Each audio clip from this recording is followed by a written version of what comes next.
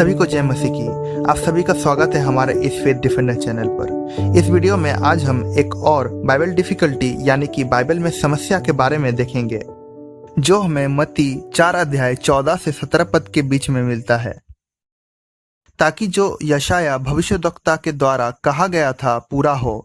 जबूलून और नप्ताली के देश, झील के मार्ग से यरदन के पार, अन्यजातियों का गलील, जो लोग अंधकार में बैठे थे उन्होंने बड़ी ज्योति देखी, और जो मृत्यु के देश और छाया में बैठे थे उन पर ज्योति चमकी। उस समय से यीशु ने प्रचार करना और यह कहना आरंभ किया, मन फिराओ क्योंकि स्वर्ग का राज निकट आया है। तो यहाँ क्या समस्या है? यहाँ यह समस्या है कि इस वचन को पढ़ने के द्वारा ऐसा लगता है कि मत्ती ने यशाया 9 अध्याय 1 और 2 पद को ठीक ठीक कोट नहीं किया है। तो क्या मत्ती ने इस जगह मिस्टेक यानी कि गलती किया है? आइए यशाया के उस वचन को पढ़ लेते हैं जो 9 अध्याय 1 और 2 पद में है। तो भी संकट भरा अंधकार जाता रहेगा।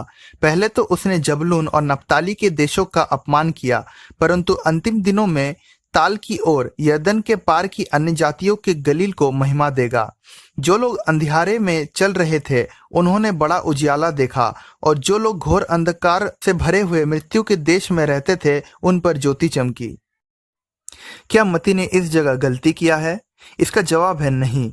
भले ही मत्ती ने बिल्कुल शब्द प्रति शब्द यशाया 9 अध्याय 1 और 2 पद को कोट नहीं किया है, पर इसका यह मतलब नहीं है कि मत्ती ने गलती किया है या गलत जानकारी दी है। मत्ती ने सिर्फ यशाया द्वारा लिखे वचन को संक्षिप्त में लिखा है। यह जरूरी नहीं है कि किसी विषय के बारे में ठीक ठीक जानकारी देने के लिए उस बात को शब्द प्रति शब्द लिखा जाए। मत्ती ने भले ही शब्द प्रति शब्द यशाया भविष्यद्वक्ता के लिखे वचन को कोट नहीं किया है, पर मत्ती जिस बात को बताना चाहते थे उस बात को मत्ती ने ठीक रीति से बता दिया है। आइए मत्ती जो बात समझाना चाहते थे उस बात को समझे। मत्ती 4 अध्याय 12 से 17 पद में मत्ती यह बताना चाहते थे कि यशाया भविष्यद्वक्ता द्वारा लिखा गया वचन प्रभु यीशु मसीह में पूरा होता है। यह वचन तब पूरा हुआ जब प्रभु यीशु ने अपनी सेवकाई शुरू की। 17 पद में इसके बारे में पढ़ पाते हैं। उस समय से यीशु ने प्रचार करना और यह कहना आरंभ किया, मन फिराओ क्योंकि स्वर्ग का राज निकट आया है। मत्ती बस इस बात को बताना चाहते थे कि जब प्रभु यीशु ने कफरनहूम में, जो झील के किनारे जबूलून और नप्ताली के देश में है, वहां प्रचार यानी कि उसकी सेवकाई शुरू की, उस वक्त यशाया भविष्यद्वक्ता द्वारा लिखा गया वचन पूरा हुआ। यहाँ जो लोग बड़ी ज्योति देख रहे हैं वह कफरनहूम में रहने वाले लोग हैं।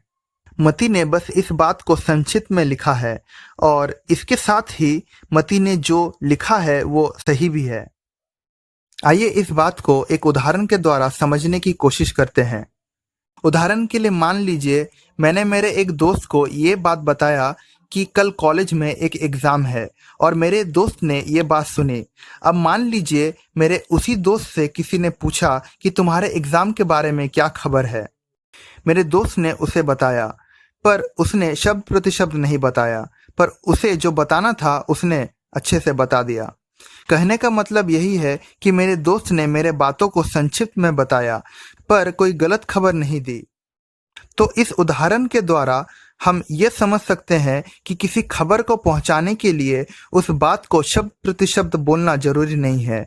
ठीक वैसे ही मत्ती ने उस बात को ठीक ठीक बता दिया जो उनको बताना था। तो हम इस निष्कर्ष में पहुंचते हैं कि मत्ती ने यहाँ कोई गलती नहीं की है। ऐसे ही हम भविष्य में और भी कॉन्ट्रडिक्शंस और बाइबल डिफिकल्टीज के ऊपर वीडियो बनाएंगे। तो भविष्य में ऐसे ही और भी वीडियोस को देखने के लिए लाइक कीजिए, सब्सक्राइब कीजिए और शेयर कीजिए आपके चर्च ग्रुप्स में और आपके दोस्तों के साथ।